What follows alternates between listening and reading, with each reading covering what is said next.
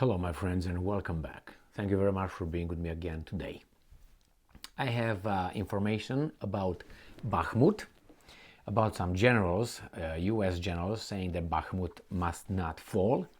The Ukrainians, saying we're not going to surrender Bakhmut. And we have an update from the front, from the Ukrainian front, a general update, very loose, coming from the Ukrainians. So let's start with this. This is from Ukrainska Pravda, the other one is from, again, Ukrainska Pravda, and the other one is from European Pravda, all Pravdas. So, armed forces of Ukraine destroy 3 ammunition storages.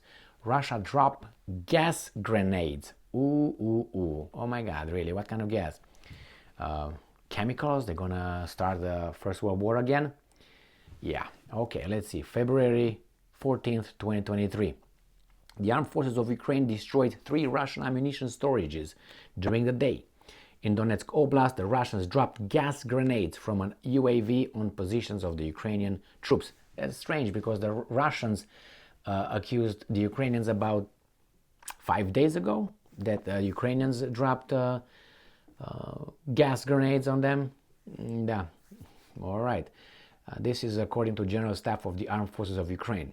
And in details, the Air Force of Ukraine launched 8 attacks on the areas of concentration of manpower and military equipment of the occupiers, and units of missile and artillery struck an area of concentration of manpower, 3 ammunition storages, and 2 electronic warfare stations of the occupiers. Russians are actively using aircrafts. During the day, the Russian occupiers launched 2 missile attacks on the civilian infrastructure, goes without saying, of the cities of Konstantinivka and Krematorsk in Donetsk Oblast. There are injured civilians. A palace of arts in which a humanitarian aid point was situated was damaged. A building of the medical institution was also damaged. Apart from this, Russians launched over 25 attacks using multiple launch rocket systems, particularly on the civilian facilities, of course, of the cities of Kherson, Okakiv, and Borislav. Russian shells damaged private houses and apartment blocks. People were injured. What about military? Anything? No. That's why I don't believe these guys. Just so you know, when they tell me these things, when they think about only the civilians, injured civilian infrastructure, I'm 100% that happens. But the fact that you're telling me only about, building of a medical institution, and then they say here, civilians facilities in the cities, private houses, people injured, leave me the freak alone. Give me the information. Just, put it at the beginning here so I know I can skip that all the time, because it goes without saying, okay, got it, I got it.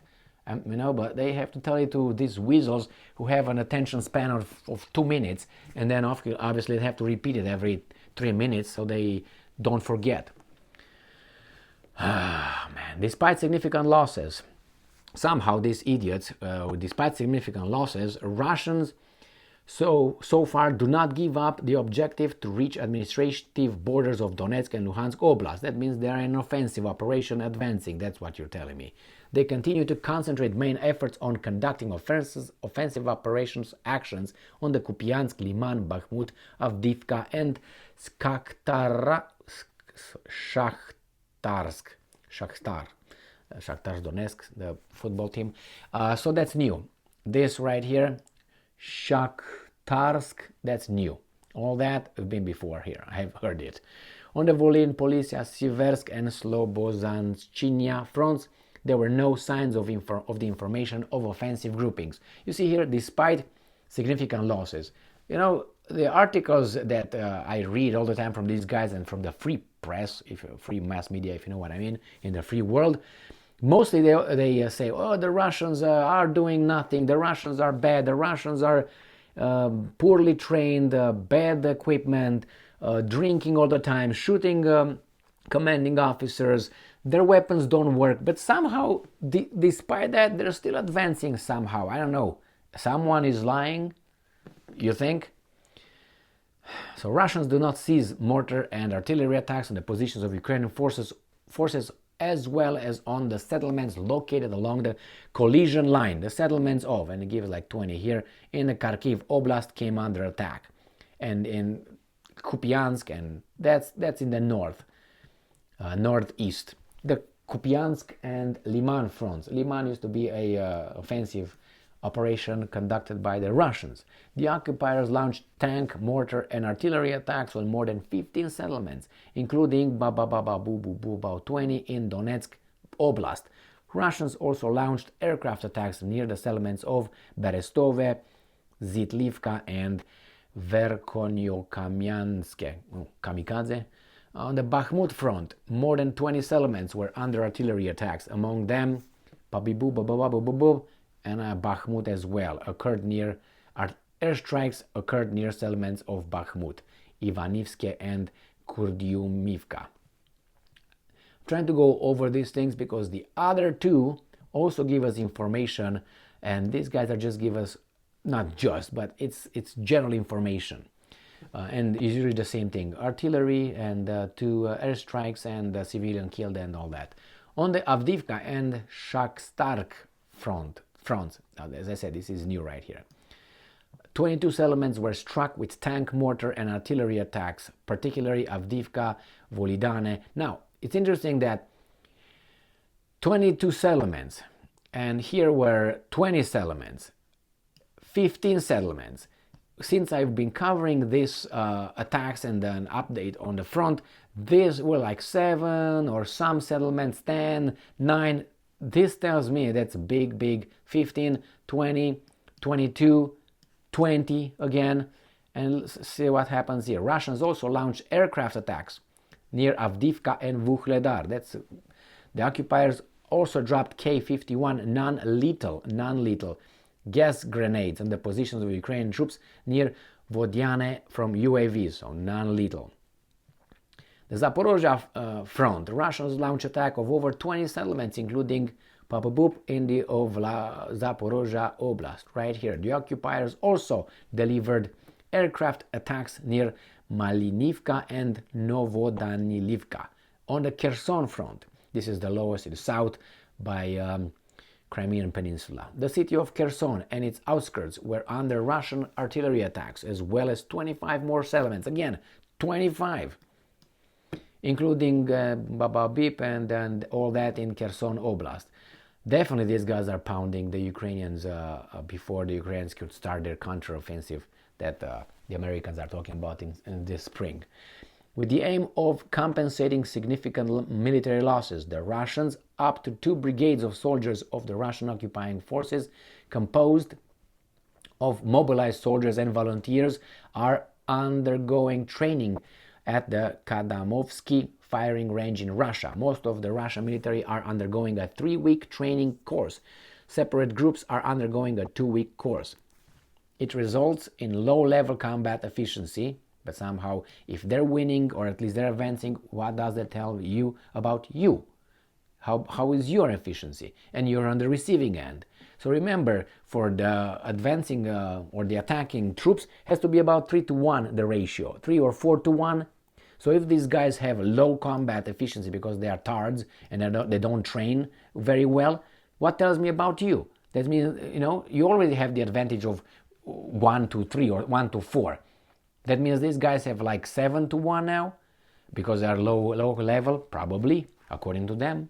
Since the beginning of this year, no training of Wagner Group fighters has taken place at the firing range. Well, they get experience at work, or how do you call that? Work, how do you call it? In the field experience, or while you're doing it on the job. That's the experience. Yeah, they get experience on the job, it seems like. The instructors of the training center are only working in the areas of intense combat action. So these things, 25 settlements right here, 20 settlements here, 22 settlements, 20 settlements, 15 settlements. I've never seen this many settlements mentioned. Here they don't say anything, but all these are settlements right there. So again, a lot of them. Again, 25 attacks, not really big, but let's move to the second one. Ukrainska Pravda, the same, today, 14th of February 2023. Ukraine not to surrender Bakhmut. Russians paratroopers badly hit. Lieutenant of Ukraine's armed forces says that. Ukraine fighters are not going to surrender Bakhmut in Donetsk Oblast to the Russian invaders. Okay, good. A multi-layer defense perimeter has been set in the city. In the city? Then how do you expect the Russians not to hit civilians then? I think it's about 5,000 civilians remain in the city now, out of 80,000, I think it was. Is that 80,000? I'm not certain. I don't want to make confusions, but take that back. Quote, I would like to assure you that the Ukrainian forces are not going to surrender the city. You know what? Let me see what's the population so I don't talk bullshit here.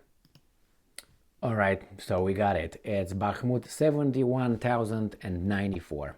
That's the estimate right here. And what's interesting is that Bakhmut was the capital of Slavo-Serbia. I didn't even know what it was, right here at the bottom. Boom, boom. Anyway, but it's Ukrainian somehow. So let's go back here. So yeah, these guys are perimeter set in the city, defense perimeter, not outside, in the city. So what do you expect? I'm not blaming the victim, but who's the victim then? Now, I would like to assure you that Ukrainian forces are not going to surrender the city. Every street of the city is guarded. Every street, every building is a fortress. There are strong fortifications throughout the city. I do not want to disclose their exact location and how they are equipped, but trust me, this is a multi-layer defense. Excellent. You know what's going to happen? This is what's going to happen. The Russians are going to go around it, okay? And we're going to stay over there, and they're going to push the front forward. And you're going to do what you did in Mariupol. We're coming out. After, I guess, you're going to be starving or something. I hope not. But if it's going to be like that, the Russians say, you know what? You stay there. We're just going to move on if we can the front. And you will not have enough, probably, force to attack us from the back. We're going to secure the perimeter around your perimeter, and you don't come out. Or we just surround you and then, boom, flatten you out. And you say, well, civilians are dead. Why don't you do like the French did with Paris? Or you don't know what they did? They declared it an open city, and the Germans did not do anything in it. Did not kill civilians, did not blow it up, did not mow it. Why don't you do that? Why do you stay to this, they say, it's a strategically unimportant town of Bakhmut? We hear this all the time. Why the Russians want it? Why do you defend it like that, like crazy? Is this like Kiev or something? Is the last stand of Custer or something? Custer's last stand or something? They think we're idiots, man. Bothers me that. Anyway, Russians are carrying out active, very dynamic, very tense battle in the outskirts of the city, which is a private sector and a few apartment blocks. The occupiers have not reached the heart of the city. Whoa. So they are in there? So active, very dynamic, very tense battles in the outskirts of the city, which is a private sector and a few apartment blocks in the north and east from the city. But in general, the occupiers have not reached the heart of the city. In general, that's the key word. So that means in the lieutenant, they are in the heart of the city, right? In general, they're not, but in the lieutenant, they are. That's the key word. They are not in general. So they are, but not all. It's not. Oh my God. They are trying to push through, but they are not there yet. In fact, the heart of the city center and western outskirts are under secure control. Okay, the Ukrainian forces are the masters in the city. Good. Very good. Details. This guy is convinced that Russian forces will end sooner or later, and Russians already have to rebuild new connections again and again after the previous ones were thwarted. All right, so the Russians deployed a landing force, but Ukrainians hit it, ragged it badly. So this is about the Wagner group was killed. Almost all personnel of Wagner group. Jesus Christ. These guys are bad. Quote, now they withdrew their landing forces on some fronts and ordered to simply hold a defense. We know that during the last week, the front line was stabilized. Good for you. So they are not able to carry out this spring offensive. Yeah, but somehow they're in general, they're not in the center of the town in general, but in the lieutenant they are. And this is U.S. General says Ukraine will not surrender Bakhmut. All right? General Milley, if you believe this guy, then give me $20,000 now. I will give them to you back give it to you back tomorrow with 3,000% interest. Oh, you don't trust me? Then don't trust this guy either. So he calls the Battle of Bakhmut the most extensive in terms of casualties. He predicts that Ukrainian forces will not surrender the city. But you said the city is not important. They are defending. The Russians, primarily the Wagner group, are attacking. I would describe it as an extremely protracted battle of attrition with a very high casualty rate, especially from the Russian side. All right, that's what it is.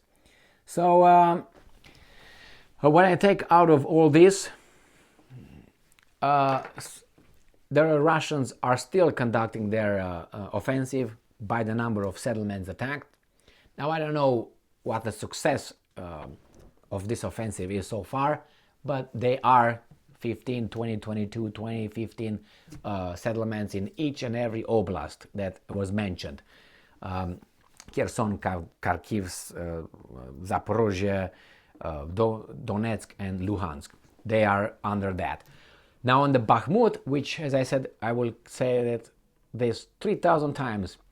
They said it's unimportant strategically, but somehow these guys defend it like it's the, as I said, Custer's last stand in the U.S. history, if you remember what I was, against the Indians, American Indians. Yes, because they immigrated from India or the East Asia. That's why they're American Indians.